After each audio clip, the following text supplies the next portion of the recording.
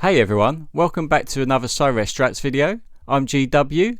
If you are new to the channel, then please do hit the like and subscribe buttons.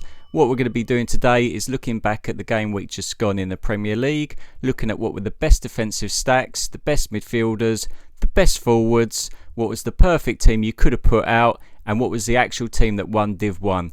So let's get into the video. Stack is a goalkeeper and a defender from the same team. I typically find this is the best way to play the single league divisions because you're only really hoping for one clean sheet to help both of your players.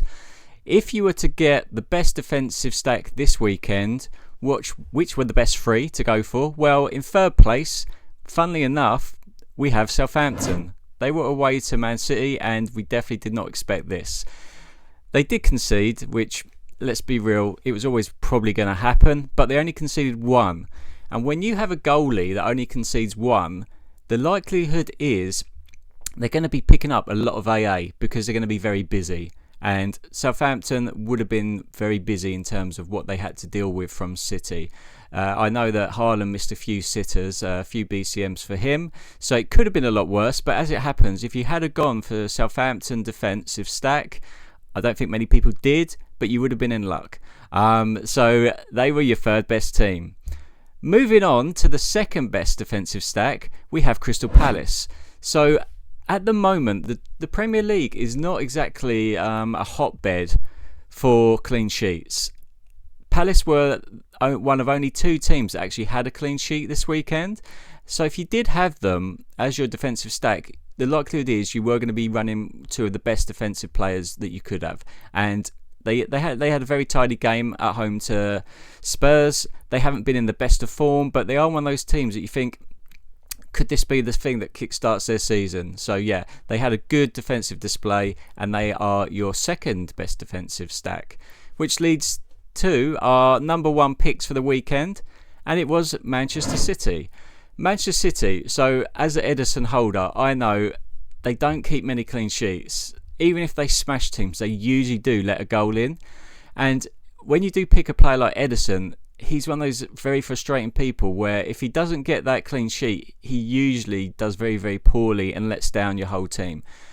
This weekend, not only did they keep a clean sheet, but he actually did have a bit to do as well. So he actually got a very good score. And also, Gvardiol, again, for the second week running, above 90. This guy is a machine when it comes to AA. He had no decisive actions, but his all-around score he's just so involved in the final third. He's just constantly making little passes. He's constantly breaking the lines down the wing, overlapping. He is just probably, I would say, the best defender in the game at the moment. So if you had a Man City defensive stack, you were definitely the winners of that battle this weekend. Let's move on to the midfield. Sticking with the Man City game, the third best midfielder you could have had this weekend was Matheus Nunes, a player who is very much a utility player. He doesn't play many games. You can't really rely on him to be starting games, so I don't think many people would have had him, but that's the second game in a row where he's actually had a very good score. He came in, really did a very good job in there. I don't think I would be rushing out to buy him because I can't see his stay in the team being long, but he's certainly done a good job. So if you do happen to have a Matheus Nunes in your squad somewhere, do keep an eye on Pep's rotation because if he does play, he does tend to play very well. Right, second, we've got the granddaddy of the Premier League, lovely Casemiro. So he is much maligned these days. He's one of those players that his legs have gone, let's be real. He doesn't really move. He reminds me of back in the day. If anyone remembers Jan Mulby, like a very old 90s reference there, he will just sit there. He does his job, but he had a very good game, 91 for the old guy. So he's still got a little bit of fuel in the old tank yet. But the number one choice for the weekend was Caicedo. So Caicedo, he's if you look at these scores of who's getting the top midfielder, it's the engine room guys. And Caicedo really does make the game tick for Chelsea. He gets the tackles in, he gets the interceptions, so he's getting the double doubles, he goes for the triple doubles.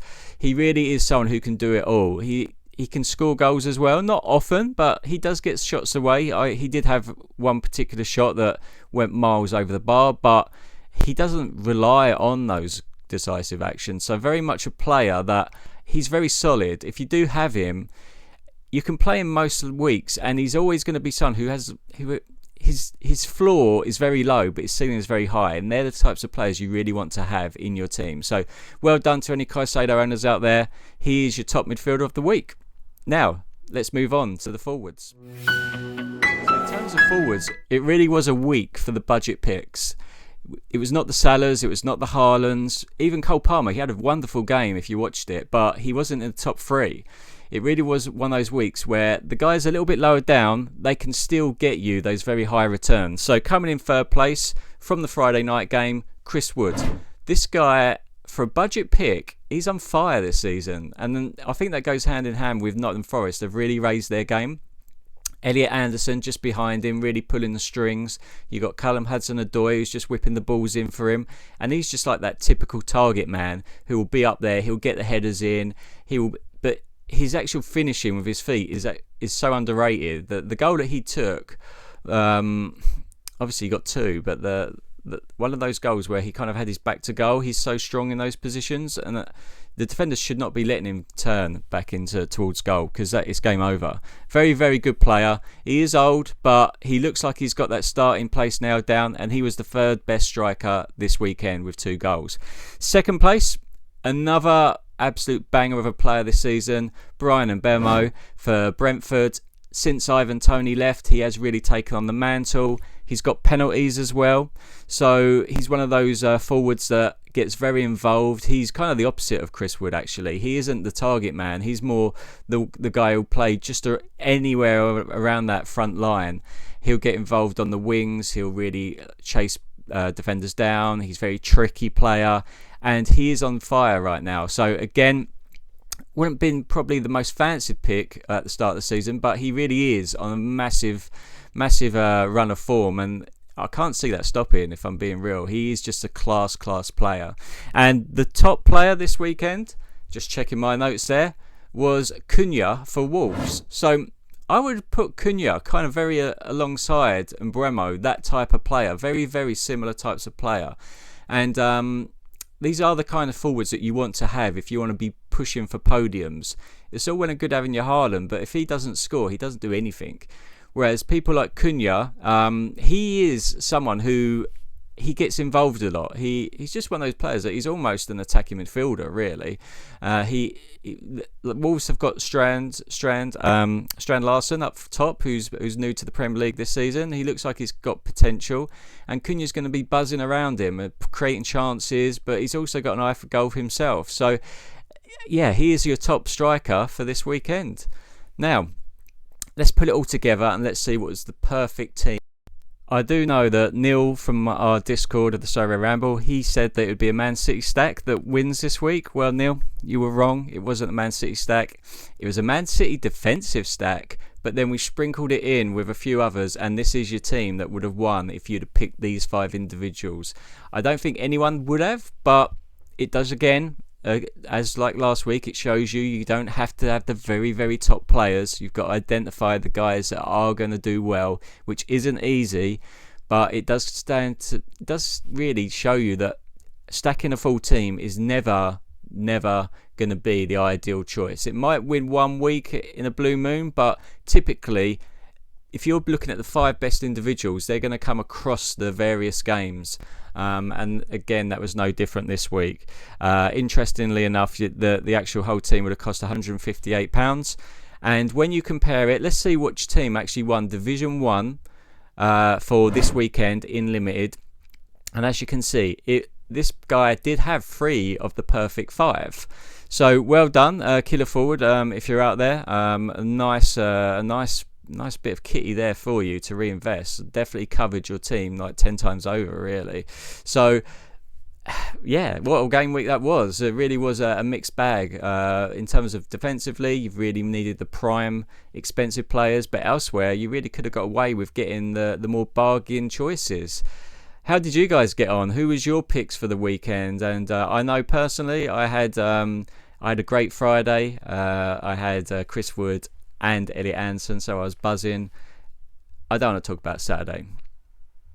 It was a disaster. And DMPs everywhere, low scores everywhere. But we move. So, as ever, thanks for watching the video, guys. If you do enjoy the stream, do subscribe to the channel. Very new channel. Do put a like on the stream. It really helps with the small channel boosts. And other than that, thank you very much. I do know that Neil from our Discord of the Sorare Ramble, he said